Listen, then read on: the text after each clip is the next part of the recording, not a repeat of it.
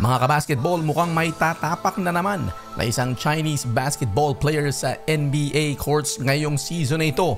Ayon sa mga insider reports mula sa Chinese Basketball Association at Portland, nalalapit na raw ang pagpirma ng pinakabatang miyembro ng Chinese national team na si Yongshi Sui o tinatawag din na Jackie Cui. Huling naglaro ang isang Chinese player sa NBA noong 2016 pa, si Zhou Qi.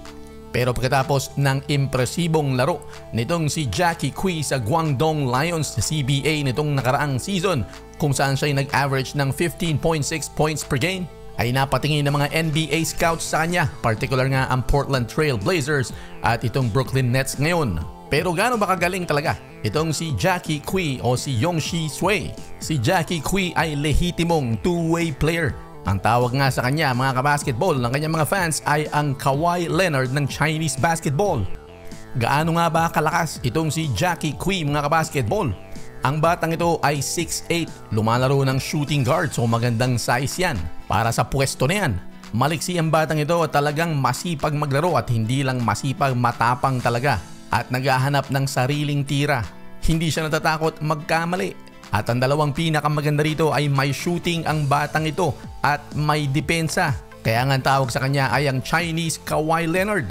Noong nakaraang season sa CBA, gumawa ng batang ito ng 32 points at nitong nakaraang season lamang, ang kanyang season high ay 31 points, may kasama pang 10 rebounds. Kaya dyan pa lang makikita na natin na masipag talaga ang batang ito. Kung hindi man ito pumutok sa kanyang shooting sa NBA, maaasahan ito sa depensa at hustle. Hindi masyadong impresibo yung kanyang ipinakita sa G-League Elite Camp, kung saan siya'y gumawa lamang ng 4 points, 2 assist, 1 steal at 2 blocks. Makikita yung kanyang depensa ay stand out pa rin. Pero malaki ang potential ng batang ito considering na ilang NBA teams ang nagkaka-interest din sa kanya. Bagamat undrafted itong si Jackie Cui, naglaro ito para sa Portland Trail Blazers noong nakaraang Summer League sa Las Vegas at eto mga kabasketball ang nagustuhan sa kanya. Nagpakita ba naman ang batang ito ng matinding shooting sa G-League pre-draft workout? Tumira siya ng 23 out of 25 sa isang 3-point shooting drill. Sabihin na natin na walang bantayan mga kabasketball, pero hindi naman lahat ng player, lalo na ganito kababata, ay makakagawa ng ganyang klaseng tirada considering na nandyan lahat ng iyong mga katunggali.